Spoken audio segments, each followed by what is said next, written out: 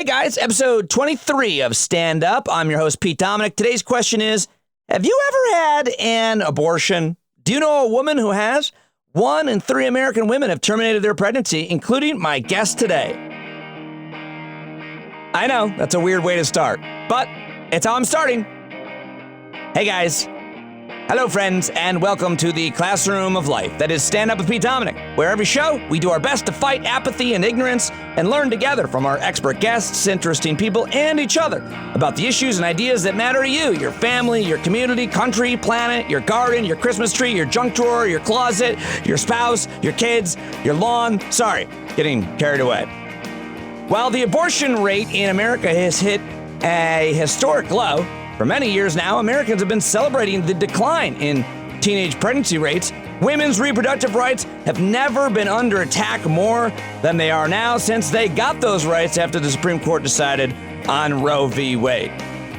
Talk with Lizz Winstead all about it in just a moment, but stay after my talk with Liz, and you can hear a reaction of Roundup on impeachment. I haven't been talking about the day-to-day news cycle, but for goodness sake, the President of the United States was impeached. We'll hear from constitutional law professor Eric Segall, Boston Globe columnist Michael Cohen, my new friend Bryan, the Trump supporter in Texas, Guns Down America's Igor Volsky, and our old friend Bill B. in D.C. Don't forget to subscribe to this podcast, give it a 5-star rating, and we can't do it without your support on Patreon. So get a subscription there at patreon.com/Pete Dominick. Here now, my conversation with Lizz Winstead. Oh, yay. Oh, I'm so excited. Been saving this next guest for, I don't know what I've been saving her for. I just am so excited that she's here. I'm so excited that she's on this episode of the podcast. She's a writer. She's a comedian. She's the co-creator of The Daily Show. Her book, Lizz Free or Die, is so good, so funny, so poignant, so honest. She's a trailblazer. She's a breaker of stigmas, a hilarious, brilliant, generous human being who never gives up on the fight for women's reproductive rights or anything else she cares about. And she's back in Minnesota, as she is every year, this time of year. It's the 10th anniversary of her December year in review. 3 big shows, a hilarious look back, not only 2019, but the decade. Ladies and gentlemen, the legend, Lizz Winstead, on the phone with me right now, and I could not be happier to have you here. Hello, my friend. Hi, happy holidays and all that stuff. Thank you. You are very much in the spirit according to your social media, because you're sharing with us some ornaments and some ideas. And every year, this time of year, like I said, you do this big show back at home in Minneapolis where you grew up. True. Every year when I hear about this war on Christmas and people owning libs and hating Christmas, I'm like, I don't know what you're talking about, because I am number one all in on Christmas all the time, every year. You love it. You loved it growing up. You still love it. Love it.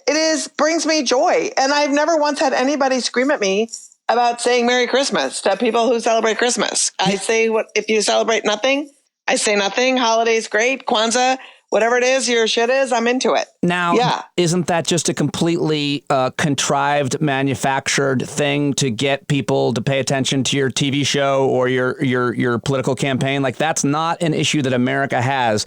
Sometimes people are saying happy holidays. Sometimes people are trying not to offend in certain places, especially where there's a lot of diversity of religion or no religion. But it's not really a thing, is my understanding. It's not really a thing to the point where one holiday over all others starts saturating other holidays during Halloween. Get saturated with Christmas. Thanksgiving is basically some kind of weird afterthought. So if you're saying that somehow the war on Christmas is happening, it's like 2 guys with slingshots against the Navy SEALs. Right. I don't know what your war is. Which is not dissimilar to Afghanistan, and the guys with slingshots did pretty good. So we should be careful. But let's talk. I want to talk about you for a minute, because I have known you for a long time. But in reading your book, I learned a lot more about your life that I didn't know. I have great admiration for you as a human and as a woman, and I say that because I'm raising daughters and I want them to be like you. And so I like to ask women who I admire about their childhood. What went right or wrong for you? How did you become Lizz Winstead, the comedian, the activist, the sharer of all things knowledge? I think part of it was, I think it was twofold. I grew up in that sort of sweet spot of misogyny where I was, I'm 58. And so, when the women's movement really started taking off, or the version of it in the 1970s, I was young, but I had older sisters who, were anti-war activists, and then were also, feminists from that generation. And then conversely, I had parents who were super conservative and Catholic, and the Catholic Church, though, that they brought us up in, much to their chagrin, was run by Jesuits. And so it was a very progressive Catholic church. So there was like my parents and their sort of conservative views, the church they loved that had mixed views, but was very socially liberal. And then my siblings, who I really worshiped, because I'm the youngest of 5 kids. And I think that just in general, when I wanted to do something and I was shut down for it, and that could be anything from like wanting to be an altar boy to like delivering papers. And it was like, oh, you can't because you're a girl. If somebody couldn't give me a realistic reason why I couldn't function in the job, I would just start pushing for answers. And if they couldn't give me answers, I quickly realized that not all adults are smart.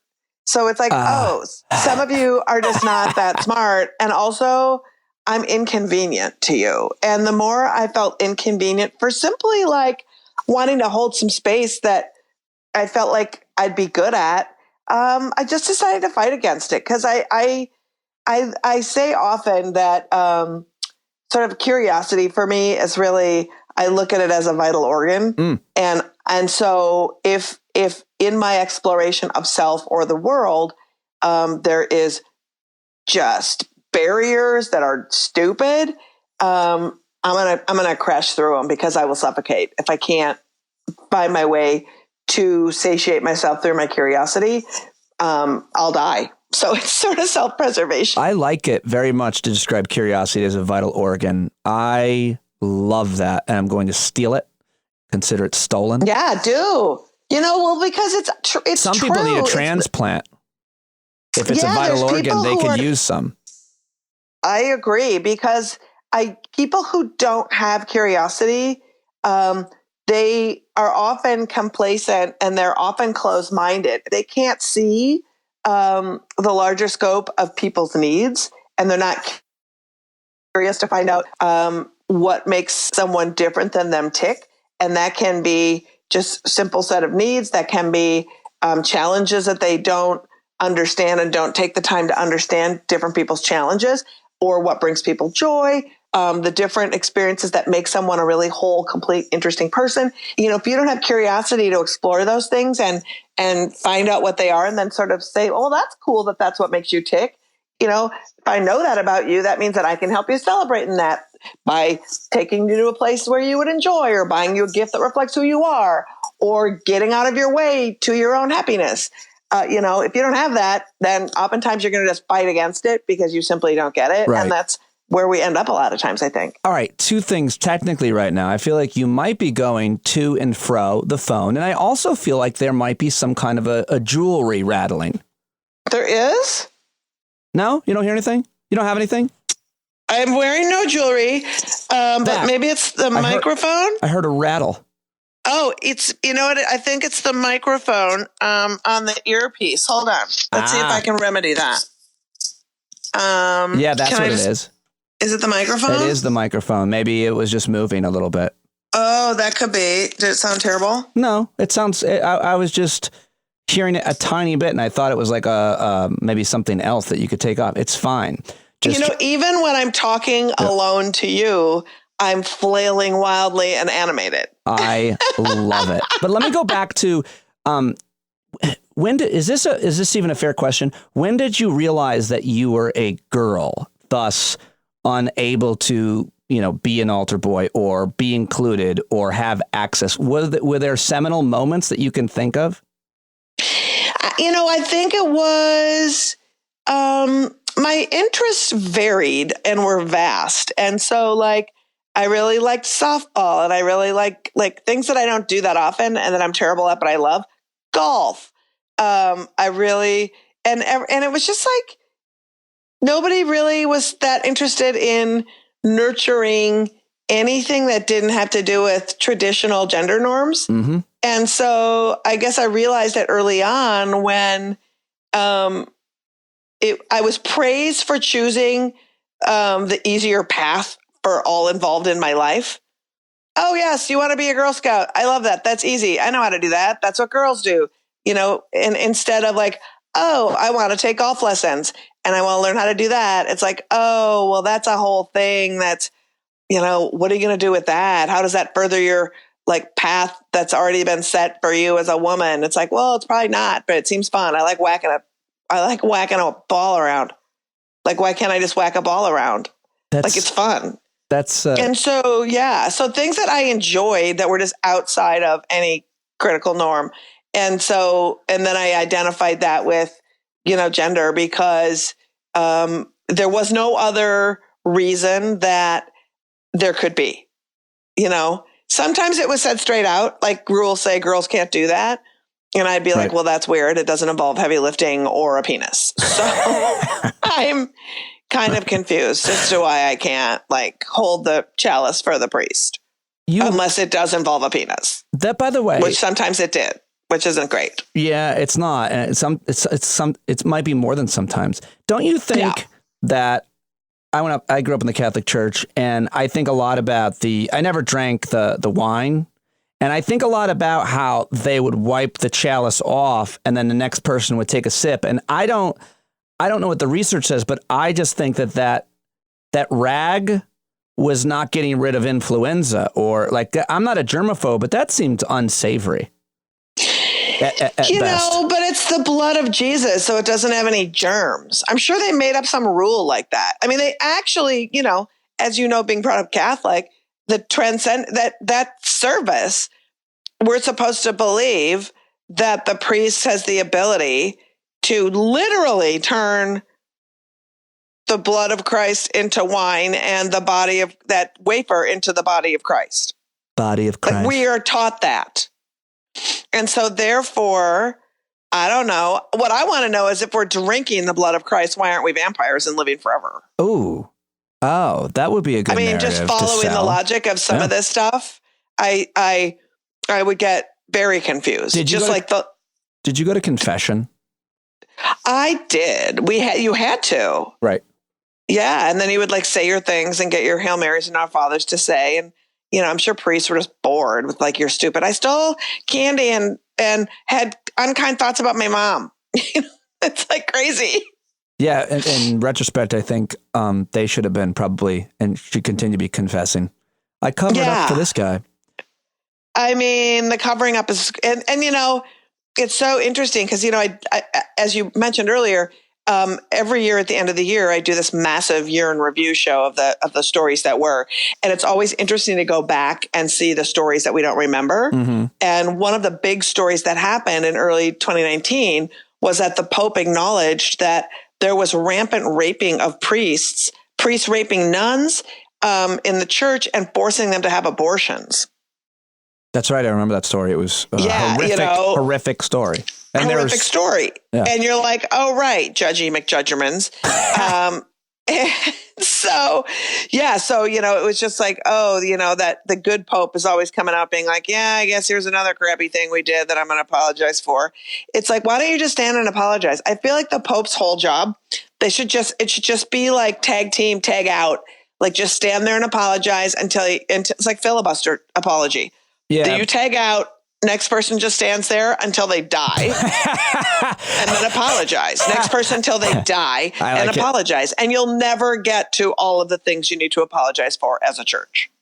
You write in your book, and you talk openly about yourself having an abortion when you were how old? Can you share a little bit about that with me now on the podcast? I was 17, was I 16 or 17? I was either 16 or 17. I got pregnant the first time I ever had sex. Catholic. I don't remember that. I don't remember reading that. Yeah. And it was one of those things where it's like, you're Catholic and kind of dumb when your hormones rage way before you have any sort of decent evaluation of what's smart behavior. Right. So I was like, if I have sex and use birth control, that's committing 2 sins. So why would I just use birth control? That wouldn't be the smart way to go. So I'll just commit 1 sin by having sex. And it's so convoluted. The deal convoluted the to have deal to that you make with yourself. My Yes. thing was to never touch my penis with my hand, and therefore, like masturbation, like just like humping my bed or a pillow was okay because I wasn't. Well, if you put lotion on your hand, then you are 1 step away from your hand. Why didn't someone tell me that? I don't know. How could I not come was up with around. that? I was given all the sweet advice. I'm sitting there having sex with a shower faucet. All right. So you're the first time. And I was in a relationship with a guy who was like physically abusive, hiding it from my parents. Hockey player. So, he had a mullet and had all the sympathy that a mulleted man would have in the 1970s. But, it was one of those things where I was like, he has so much guilt. Like I started having sex with him. And so therefore it was like, I can't, if I break up with him, if I just stay with him and then maybe I'll just marry him. And then I had sex before marriage, but then it'll be fine. And then after a while, when he was abusive, I was like, I don't know how to get out of this relationship, but I do know that if I have a baby with this person, I will never get out. And so it was very self-preservation of me to just want to get out. And back then, pregnancy tests weren't an available thing. They were sort of brand new. They were really expensive. And there wasn't a lot of clinics around that you could go, Planned Parenthoods just weren't readily available to find. And you would have to know that they existed, something called Planned Parenthood. Well, if you went to Catholic school, you never learned about that, right? Right. So I was like, I don't know what to do. And I saw an advertisement on a bus for a place. And the advertisement was like free pregnancy tests, options, choices. And so I was like, oh my God, that's what I need. And it was one of those fake abortion clinics that maybe you've heard about or read about that are all over the country now. They look on the facade, they look like a Planned Parenthood or a clinic. And when you go in, they're run by Christians who literally wear lab coats, and they're not doctors. They're just religious people.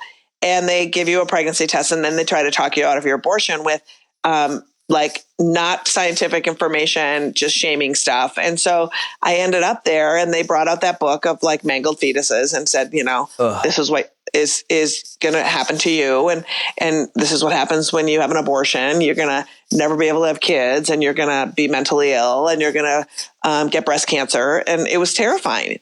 And, I'll never forget, the woman said, when I said, can you tell me where I can get an abortion?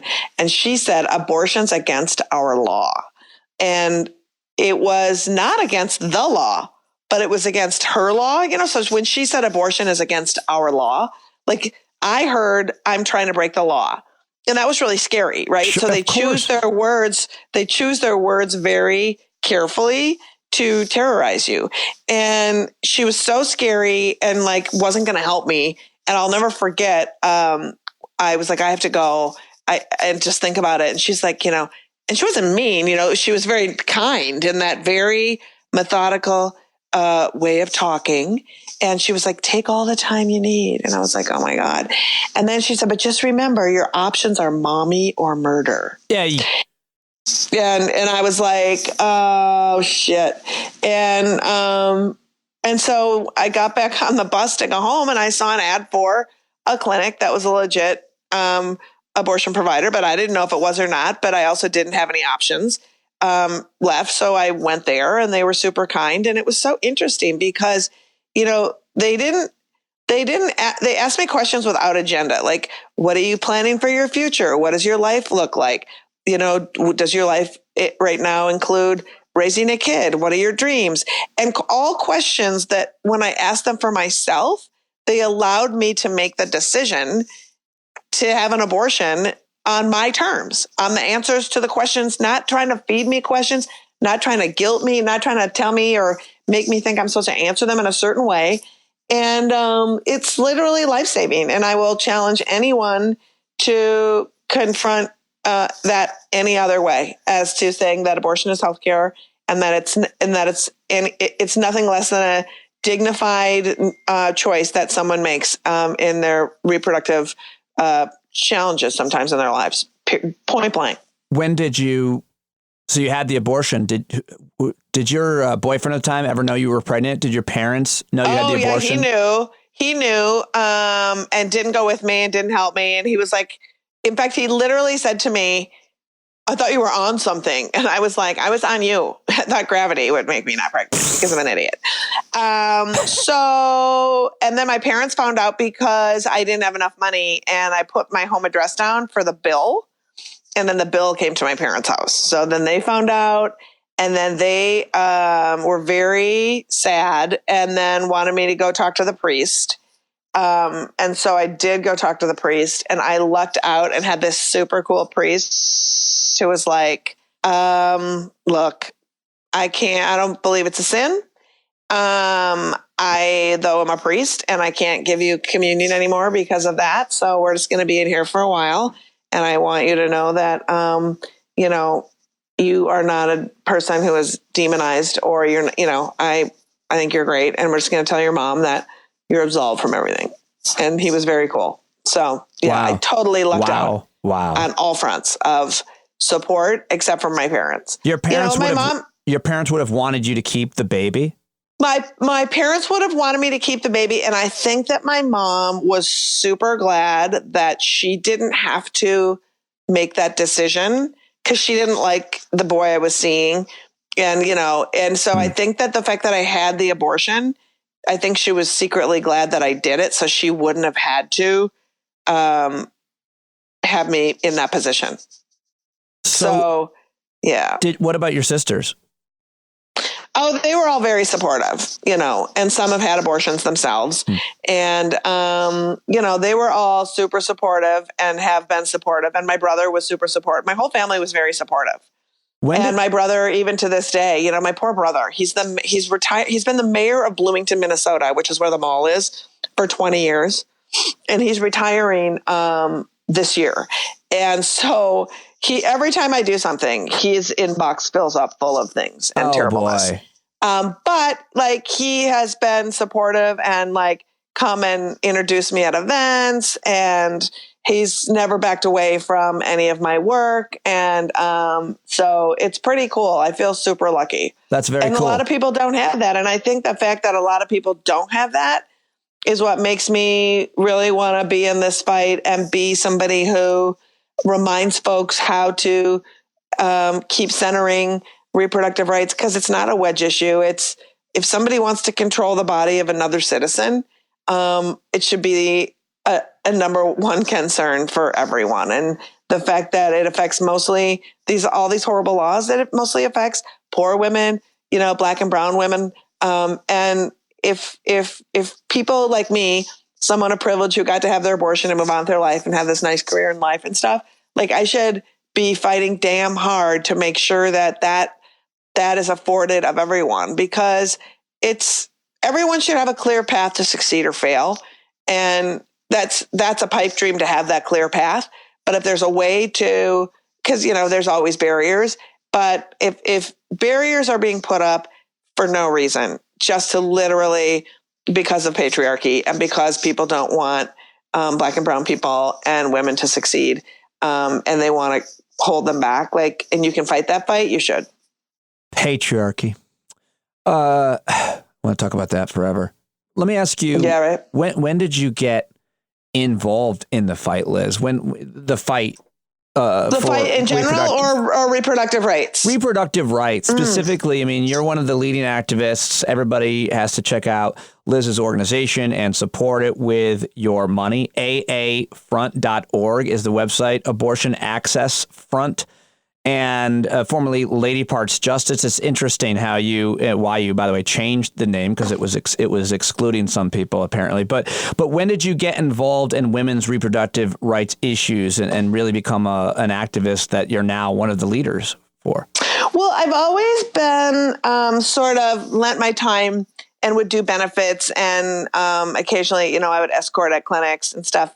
But really, when all these laws started happening, the touchstone point was sort of when all of that Wendy Davis stuff started happening, and these laws started happening all over the country. And we watched Texas, and we watched Wendy Davis, filibuster those laws. People don't realize that in 26 other states, that exact same set of model legislation was introduced in state, more than half of the state legislatures around the country. And there wasn't anybody, I didn't see any other Wendy Davises really stepping up in a lot of different states. And so I was like, this is really alarming because clinics are shuttering. Texas went from 42 to 6 in a matter of like 3 months.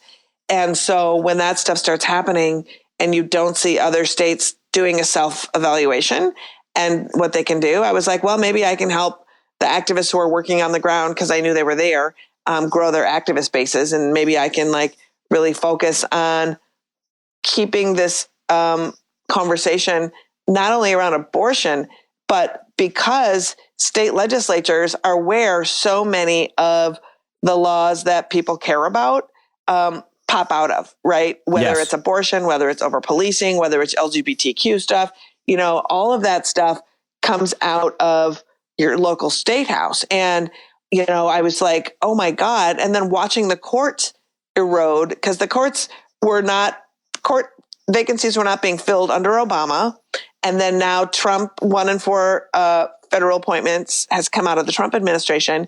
That means that crackpots who propose crackpot laws, unless we elect legislators and state attorneys general who will either you have legislators who won't pass those laws, or you have state attorneys general who won't defend them in court. If we don't have those mechanisms in place, they're going to go through a court system that's going to uphold these oppressive laws and go against the tenets of Roe v. Wade. And so I felt like I just wanted to be part of fixing all of that. And so I guess 2010, to answer your question, I really long-balled that answer. No, I liked all of it because you explained the whole state legislature thing, as well as the history of it matters, because Obama administration, President Obama was unable to get those judges in, if I recall correctly, because Mitch McConnell got the last say. He's the Senate Majority Leader, and Trump can get all these judges in because Mitch McConnell gets the last word because he's the Senate Majority Leader. Yeah. And, the last 5 judges that were given lifetime appointments, were not approved by the ABA.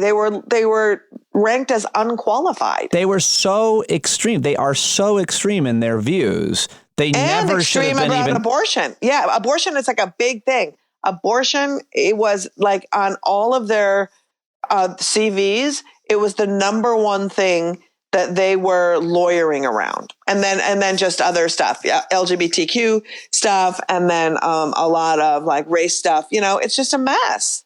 Speaking of state laws, it seemed maybe there's one that you can cite that's more insane than this one. But here's Tara Law writing at Time magazine from earlier this month about the Ohio law. A bill introduced in Ohio's legislature would make physicians who end pregnancies guilty of, quote, abortion murder. Suggests that abortion murder, a new term. Abortion, yeah, it is I haven't heard that before. It suggests that doctors should try to save ectopic pregnancies, which is a pregnancy that grows outside of the uterus, by reimplanting the fetus in the uterus. The problem is it's a procedure, a medical procedure that does not exist. Right. And, technically, I find it interesting because we shouldn't even call them pregnancies, these ectopic implantations into the fallopian tube, because pregnancy doesn't start until the fertilized egg implants itself into the uterus. That is when literally the uterus generates a pregnancy hormone that's specific to pregnancy. Fallopian tube pregnancies, or a fertilized egg finding its way into a fallopian tube, it does nothing but put a pregnant person into a dangerous risk of dying. No doctor on the planet, except for one crackpot who has told these Ohio state legislators that they really should be doing this because there's some super secret thing that he's sure if he just tried it would work. That's not how medicine works. It's not how science works. But it's also not how legislatures, state governments, any government should work. You can't be a legislator, a politician, and pass a law that requires a medical procedure that doesn't exist. Like, you have to consult the experts before. I mean, I think this is the most bizarre of laws ever attempted to pass. We've seen a lot of extreme stuff, but this is not. There is no procedure. You can't force doctors to perform a procedure that doesn't exist. That's tippy top of bullshit mountain, if I'm not correct. No, I completely agree with you, because it's one of those things where it's like some doctor in 1917 probably was trying to impress his friends by saying that he did this thing. And then it was perpetuated by this physician that used to live in Ohio, who now lives in North Carolina. His name is Dr. Patrick Johnston. He is an anti-abortion extremist and practices under two different names, because he in the 1990s signed onto this doctrine that was crafted by leaders in the anti-abortion movement that said that they have the right from God to kill abortion doctors because it would be saving lives. And he's married to, do you know who Activist Mommy is? Is that a Twitter handle or is that her God-given name? She is this, get Activist Mommy's YouTube up. She's got 500,000 followers. She will terrify the living shit out of you. She's a very influential anti-abortion, anti-LGBTQ, anti-Muslim, anti-Islam activist who incites violence. And so the guy that has been really influencing Ohio is this Patrick Johnston. He wrote a paper about it that they're using in their sites. He has no idea what he's talking about, but they're really scary people that people need to know about.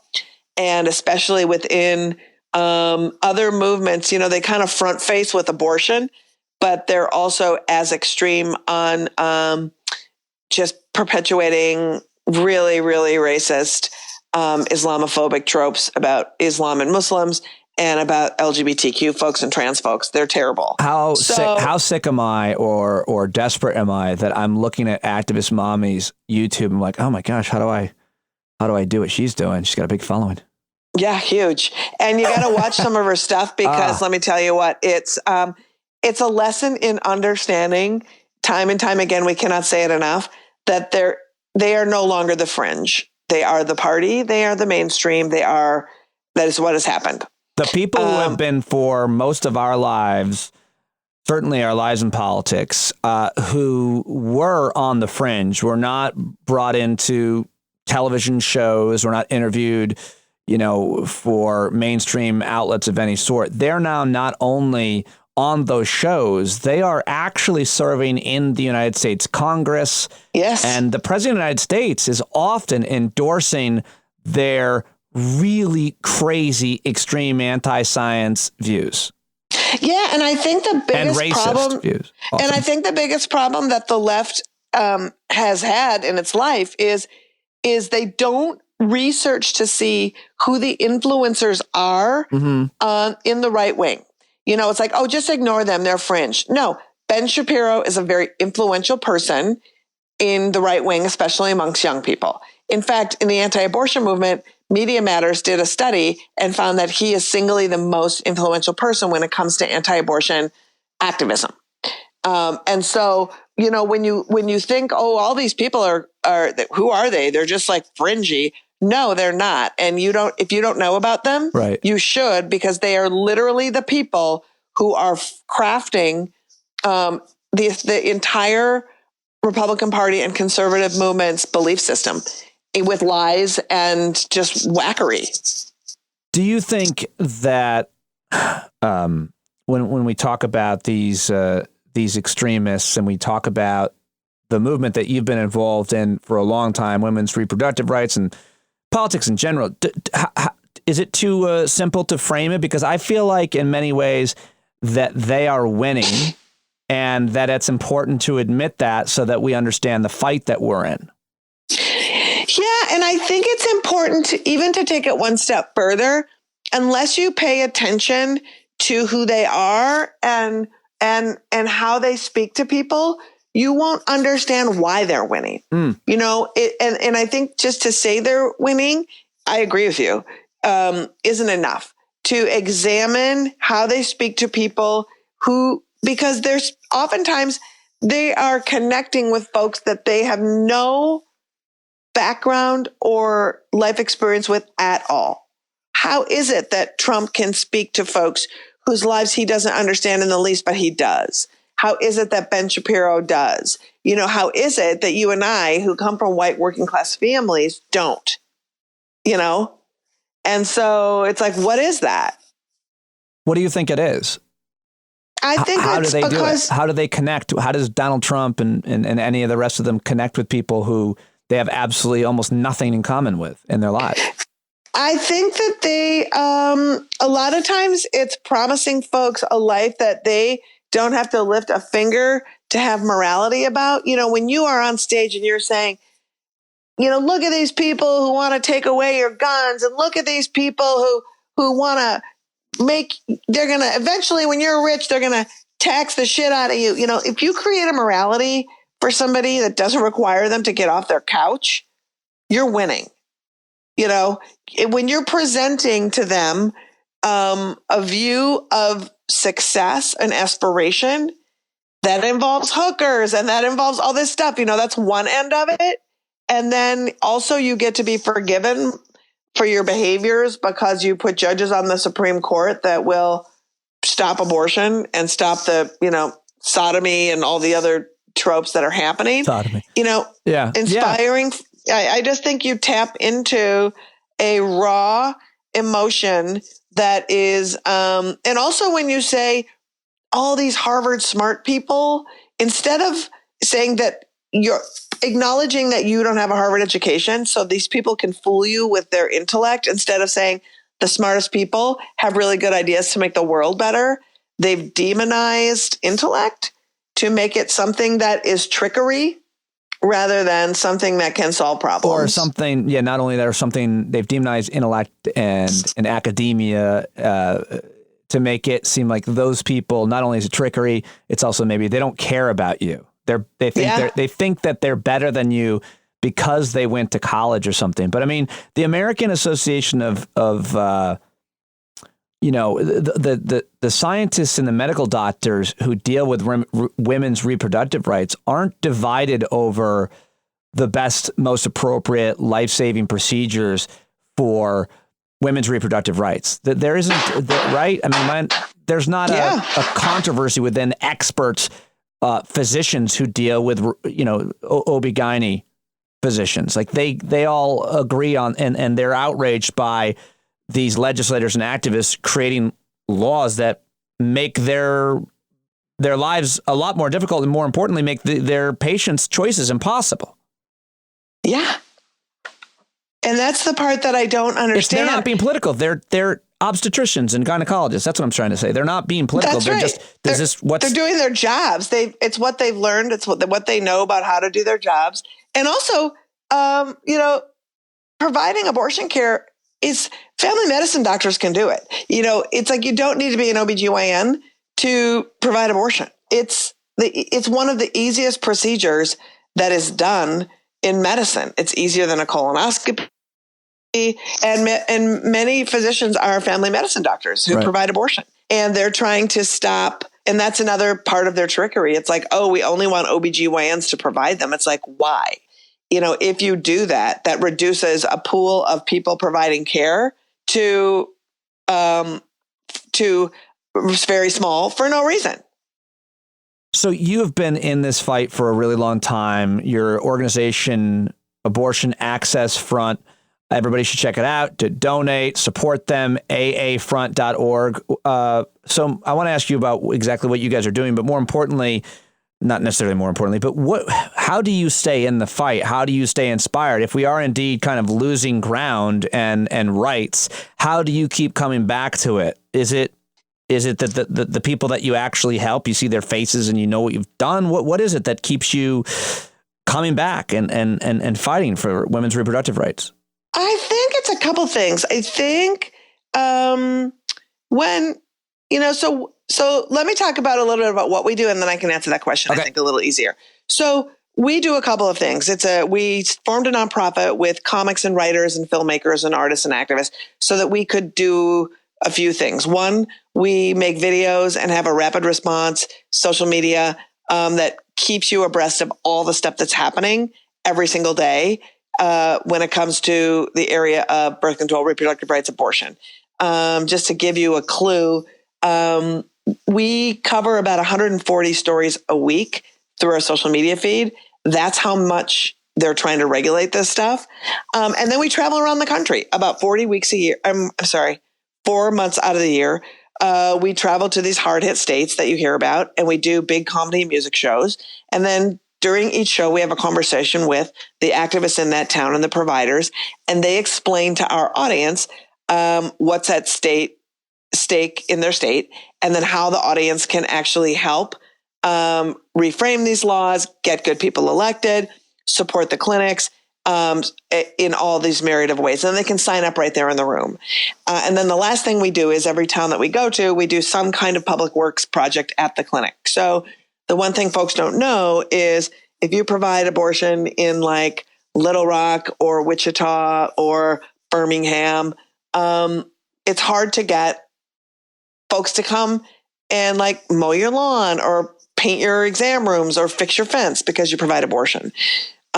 People won't do it. So we do those kind of things. We've redone entire gardens, raked leaves, painted, fixed fences, and then they tell the audience they need that, and then we get people to help them do it. So that's what we do. So knowing the people that you're helping and seeing their faces and knowing that they need you to help grow their base in a way they might not be able to. If you're 20 people and you're doing super good activism, but if you're 20 people in your sort of core base and you're trying to grow that base, it's much easier to have a bunch of comics come down and have 300 people in a room to help you grow than it is flyering and hoping 20 people show up at your event, right?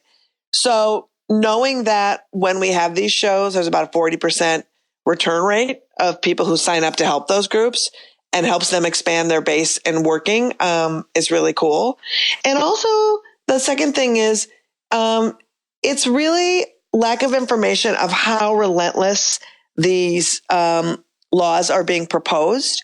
And once people find out, they want to get active. And so I'm more mad at the media for not reporting on it. And it's not like it's a niche thing. If it was like some weird thing that was happening, and why isn't the media reporting it all the time? That's right. One thing. But literally, when it's the number one thing in most state legislatures around the country that is put up for vote, a docket, put up for votes, put up for legislation every single session, and it's not really talked about at all, that's a bummer. And so keeping people informed and being as loud of a voice as I can gets people riled up and gets them engaged and puts them back in the fight. So I see results. I'm intricately working with the people who need the help. And I'm helping people learn that in the landscape of reproductive care, we know a lot about Planned Parenthood, but these cool community independent clinics are the ones that suffer the most. And we really want people to learn about who they are and to find out who the clinic is in your community and to really support them. I love it. I love all of it. I love all of the work that you do. When what's the question about the role of men in the women's reproductive rights movement? I think that we did a disservice for a long time in telling men, like, there was no nuance about like, butt out, it's our body, blah, blah, blah, right? And so I think men were not given clear instructions. I think the role for men now really is to say, show up saying, I believe in human rights and I'm showing up to stand and support as you are the voice of this movement, and knowing that you are somebody who I want your destiny to be the same as mine. And that means I have to defend the fact that when and if you want to have kids is the number one choice you'll make to get on that path and stay on that path. And I support you. And also men have benefited greatly from birth control and abortion. How many times has a woman shouldered the birth control responsibility, in your relationship? I would ask men, did that allow you to finish school because somebody else was covering the birth control? Did somebody get pregnant accidentally and have an abortion and you were supportive, but did that benefit both of you to move forward? I would argue that the answer is yes. And therefore, be there for it. I would say be there for it. And maybe talk about, when you're talking about birth control and you're talking about protection, maybe dudes could offer to pay more, instead of just condoms, be more engaged in the process of that. If somebody's also shouldering the hormonal responsibility of not getting pregnant so you can have a rad sex life, I believe that owes some activism. I feel that person's owed some activism. I think that the vasectomy is the greatest thing. Team vasectomy, I'm all about. I'm so happy. It was a game changer for my wife and I. I mean, to not have to be concerned, to not have to, the actual sex, it's like everybody knows what it is, so I'm not going to go into it. But I just, I always think it's weird when men don't consider it. I don't really understand it. I don't understand it either. It's so great. It's freeing and amazing. It's yeah, exactly. All right. I just wanted to fit that in there for dudes listening. Definitely get your vasectomy. Okay. Well, I want to keep talking to you, but I will let you go. I appreciate your time. Minneapolis, Minnesota, everybody. 3 big shows. You do this every year.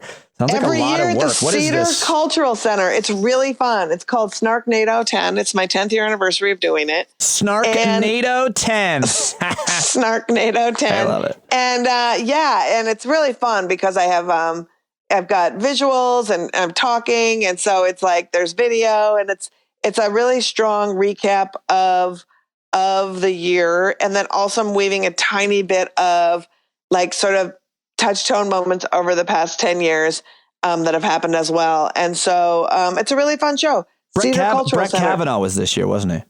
No, Brett Kavanaugh was last year. Oh, he was? Yeah. Yeah, Brett Kavanaugh was last year. 2018 was the year of Brett Kavanaugh. That's right. Sadly. I know. Yeah. It's really a shame. But do you think, I might bring him up anyway. How do you see the presidential election next year playing out right now from December of 2019? It's a really good question. And I think that when I hear people say, let England be forewarning, it's no one's Jeremy Corbyn, first of all. What are you talking about? But also, I just feel like people should be more concerned about whether the votes are going to get counted than who the nominee is. Honestly, the sanctity of the election is more of a concern than the actual nominee. I mean, nobody was more hated than Hillary Clinton, and she won by 3 million votes, and she lost. So that's because of voter fraud. And so if people aren't looking at the fact that, Wisconsin purged 250,000 people off the rolls last week, Georgia just did it, we're in serious trouble. They were able to pass laws in Georgia. Liz is talking about, who am I talking to right now?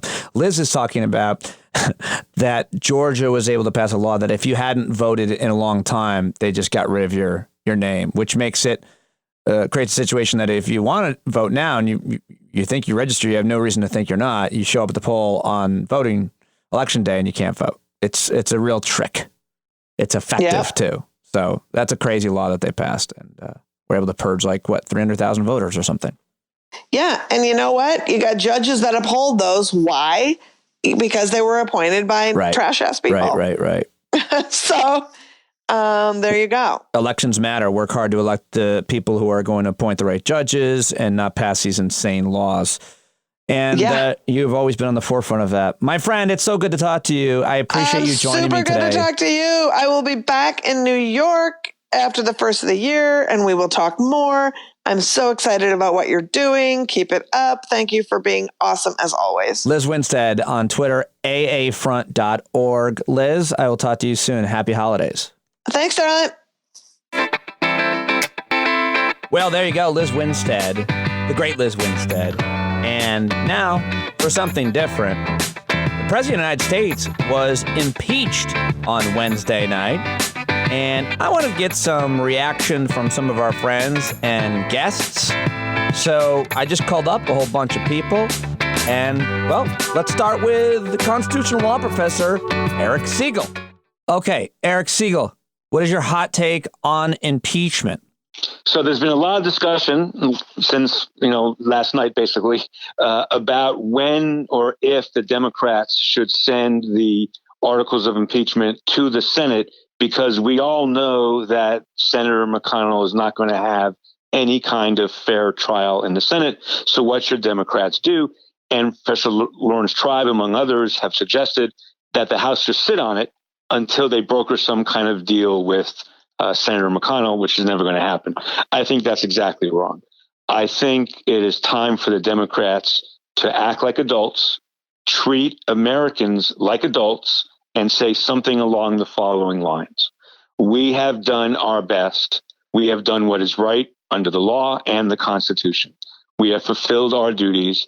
We no longer have any power. We no longer have any real leverage. We will send our best people to the Senate to argue for impeachment pursuant to our constitutional duties and responsibilities. But what they find there is the decision of the Senate, and that is in the control of the Republicans. We hope they will act like adults. We hope there will be a fair trial. We hope the American people will get to hear both sides, as they did in the House. There were Republican witnesses, and the Republicans in the House got to give their talks. But we can't control that. And I think the reason the Democrats should do that is I think there is a small percentage of American people who will understand that the House has done all it can do, and now it's going to take responsibility for it. And if the Senate doesn't fulfill its constitutional responsibilities to at least have a fair trial, then make that an election issue. But trying to play this game in a way where Pelosi delays sending the articles to the Senate, I think is going to look bad. It's going to look manipulative. And certainly the House gets to have a reasonable amount of time to pick its managers. That's the way it works. The House picks managers to go argue in the Senate. But that should be done relatively quickly. What the House should not do is play games with the process that will make the House look bad in front of the American people. So it's time to roll the dice. The House has done all it can do. And if the Senate is going to act irresponsibly, then you make that a campaign issue and hope for the best. That's Eric Segall. He knows. He's a constitutional law scholar on Twitter at @eSpinSegall. Thank you. Next, I reach out to Boston Globe columnist, the great Michael Cohen. No, not that one. The good one, the smart one. I asked him, what does impeachment mean for America? Who does it help? Who does it hurt? It helps America. It's good for our democracy. It's good to see a political leader who has violated the public trust and views his power to be held accountable. I know the Democrats have been saying it's a solemn occasion and Nancy Pelosi's wearing black to sort of commemorate that fact. But the reality is I think this is a great moment for America. And I mean that sincerely. It's important to hold our political leaders accountable, and that's what happened. And I'm proud of the House of Representatives for doing the right thing on this with President Trump. And who does it help the Democrats win the election? Does it help Trump because he looks like he's been beaten? He's a victim. I kind of think the political impact is probably pretty muted. I don't think it has a huge impact either way. I mean, I'm curious to see how the trial plays out. I mean, I could imagine the trial could potentially move public opinion perhaps slightly against Trump if only people now, get to see some of the evidence against him. I think if some of his aides testify, it'll be harmful. But I think at the end of the day, most Americans, really have made up their minds about Trump. I'm not sure that this is going to move people one way or the other. I think around the margins, you could possibly see it hurting him a little bit.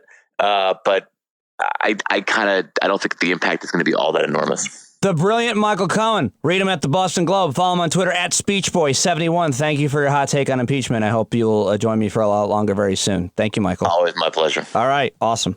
Next, I called our new friend, Bryan in Texas, the Trump supporter, I asked him, what does he think impeachment means for America, and what does it mean for President Trump? You're a big supporter, yeah? Yep, I am. Okay, let's see. I'm gonna say this. I think it helps him, and that's probably a pretty popular belief on my side of the aisle. And the reason why I say that is I think people are seeing when they watch it, they see that he may have acted inappropriately, but they don't see it as an impeachable offense. So I think I fall somewhere in there. He probably used a word or two that he shouldn't have, like, for example, do us a favor. You can interpret that a lot of different ways, but I didn't see it as him really doing anything wrong, simply because it is his, it's in his purview to dictate our national security issues, and the executive branch is purview to dictate foreign policy, basically. Okay, one more follow-up question. What do you think about his own people, including his chief of staff, his ambassador to Europe, to NATO, admitting it was a quid pro quo? Well, that raised eyebrows, and then they had a cross-examiner. Well, actually, they had a congressman ask him, did he have any evidence? And he said no, and so that was, none of the witnesses had any evidence. It was all hearsay, according to what I've seen. And I watched the hearings, and it really didn't change my mind, because I kind of look at it like it's a whole lot of nothing. And I really wish if they were going to do all this and impeach him, make it worth our while, because people are going to get tired of this, and they're going to start tuning this out. And when it comes time that maybe something really bad happened, it's going to be like the boy that cried wolf. People are just not going to pay attention to it. Bryan, the Trump supporter in Texas. Always appreciate your point of view, pal. All right. Thank you. Appreciate it. I always love talking to my friend Bill. He lives in Washington, D.C. He was a regular caller and fan and listener favorite at SiriusXM. Bill B in D.C. That's his Twitter handle, at Bill B in D.C. Bill, impeachment. Who wins? Who loses? Should Nancy Pelosi not send it over to the Senate? I think in the short-term political calculus, I don't think anyone wins or loses. I think in the larger picture, it's obviously and clearly a loss for Trump. You read his unhinged letter that he wrote to Nancy Pelosi, and he writes about, or Steve Miller writes for him, about the indelible mark in history that this is involved with. And I think that it's interesting that while everyone on Trump's side is saying, no big deal, who cares? It's just impeachment. It's just partisan. Trump is flipping out and losing his mind about it. And so I think that he understands very clearly that in the long run, it's terrible for him. Now, what Nancy Pelosi is doing by holding things up for a week or two is very smart politics, because it is effectively, in media terms, Christmas Eve. And if nothing else, by just delaying until next week after Christmas or the week after the final decision to send things up to the Senate, she keeps things in the news. She keeps Republicans having to talk about it and defend it. And she also allows the potential for other things to develop from the Ukraine in the news that will make Mitch McConnell's decision even more heinous than it already is, and politically more indefensible. Thank you. Awesome. That's Bill B in DC on Twitter. Follow him now.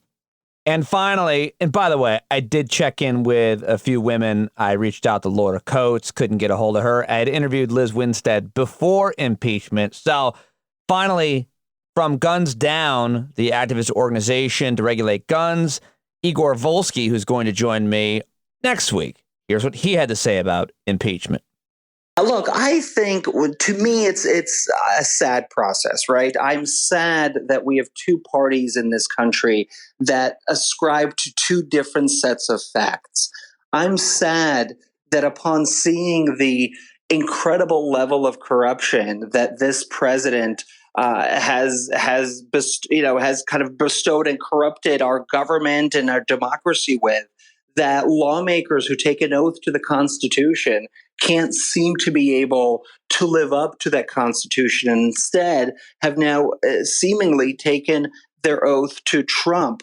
I think it's really a sad day for America, and I only hope that something miraculous happens in the Senate where we can actually have a deeper investigation, a deeper conversation, and that those lawmakers recognize and realize that they have a duty to respect America's ideals, to respect America's principles, and they put that above their political calculations and their personal political survival.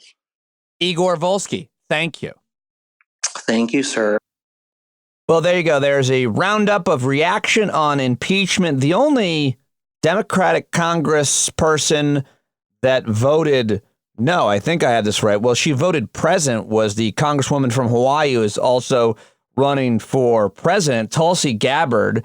And that was a very controversial vote. She really got beat up for that, criticized for that, made a video on her social media. Here's that. Here's the deal. Politics should not be a zero-sum game, but tragically, that's exactly what it's become. And it's polluted the whole nature of our politics. The point of politics should not be about doing maximum damage to your opponents just to win, because all that's happened, as has in the case of our current America, is that people get hurt and nothing gets done. So my stance yesterday, my vote, was opting out of this zero-sum game mindset and back into one of negotiation and compromise. We're stuck right now in this terrible scenario where everyone is trying to exact maximum hurt from their opponent for a quote-unquote win. My present vote was not passive. It was an active protest against the terrible fallout of this zero-sum mindset that the two opposing political parties have trapped America in. There's no winning here. Everyone is losing. Our country is losing. So if we don't break this stalemate we find ourselves in, America's done for. My vote and my campaign for president is about freeing our country from this damaging mindset so that we can work side by side to usher in a brighter future for all Americans. Well, LGBT activist, human rights activist, and one of my personal heroes, George Takei, didn't much care for that. He tweeted, Tulsi Gabbard just voted present, so I think her constituents will vote her out. Oh my. Okay, I added the oh my. Over at MSNBC, former Missouri Democratic Senator Claire McCaskill was on with Bryan Williams, and she had this to say about Tulsi Gabbard's present vote. I don't know what this woman thinks she's accomplishing by that. I guess getting attention. We're talking about her, and we shouldn't spend any time talking about her. Okay. It's not frankly relevant to anything. She's running for president as a Democrat. We hasten to add that. And let's wrap it up today with my friend John Avlon, who had an excellent reality check on CNN's New Day the other day. Fact-checking lawmakers' remarks on impeachment. This is an excellent 3 minutes of research. I don't know how he does it. A lot of politicians. Yesterday was a big day in which a lot of politicians acted pretty small. There were lies, loathing, and plenty of hypocrisy to go around under the Capitol dome. So on the lies front, let's start with Congressman Louis Gohmert, who parroted a Kremlin-backed line. Stop the investigation by the U.S. Department of Justice and Ukraine into the corruption of Ukraine interference into the U.S. Election in 2016. Now, he wasn't the only congressman to reach for that conspiracy theory, but that was predictable nonsense compared to Congressman Barry Loudermilk. Pontius Pilate afforded more rights to Jesus than the Democrats have afforded this president in this process. Representative Clay Higgins decided to go a little more Old Testament. I have descended into the belly of the beast. America is being severely injured by this betrayal, by this unjust and weaponized impeachment brought upon us by the same socialists who threaten unborn life in the womb. Representative Kevin Brady cited Joe McCarthy's Red Scare. They abandoned American rights of due process and fairness and just decency. Reminiscent of Joe McCarthy. While some of his colleagues flipped the script to accuse Democrats of running a, quote, secret Soviet-style impeachment inquiry. Joe McCarthy or Stalinist people, you can't be both. You got to choose. Well, Republicans railed against what they said was Democrats' hatred of President Trump. As their example, they often cited Congresswoman Rashida Tlaib's rant on the night she was sworn in. We're going to go in there, we're going to impeach the mother. Which is a good reminder of how unhinged statements that rally your base can come back to haunt you. You don't beat hate with hate, people. But now, the impeachment is done, passed by more votes than Bill Clinton in 1998. The next decade is less than 2 weeks away, and it will likely begin in Congress with a Senate trial as Democrats request witnesses who've been blocked to date by the White House. Now, Republicans are resisting. Not typically what you do when you expect testimony will exonerate your guy, and it's ironic, given this Republican refrain. Democrats never produced a single true piece of evidence. Which, by the way, itself is not true, but the hypocrisy is what to watch here. Because while Lindsey Graham is vowing no witnesses, he was singing a very different tune 2 decades ago. Please give us a chance to present our case. We need witnesses, ladies and gentlemen, to clarify who said what, who's being honest, who's not, and what really did happen. That seemed a reasonable request to Mitch McConnell at the time as well. It's certainly not unusual to have a witness in an impeachment trial. While Democratic leader Chuck Schumer was on the opposite side at the time. It seems to me that no good case has been made for witnesses. But perhaps the greatest irony and hypocrisy in this entire impeachment drama was surfaced by our own Wolf Blitzer from a 2008 interview with Donald Trump, in which he started out by praising Nancy Pelosi. She's a very impressive person. I like her a lot. It just seemed like she was going to really look to impeach Bush and get him out of office, which personally I think would have been a wonderful thing. I guess where you stand really is a matter of where you sit once you get to Washington. And that's your reality check. And that's the end of episode 23. Thanks so much for listening. Don't forget to subscribe on Patreon, just $5 a month or more. I'll take whatever you can offer. patreon.com/Pete Dominic. Working really hard to get 3 episodes a week out. So keep spreading the word. Tell your friends, give us a rating, and we will talk to you next week right here on Stand Up with Pete Dominic.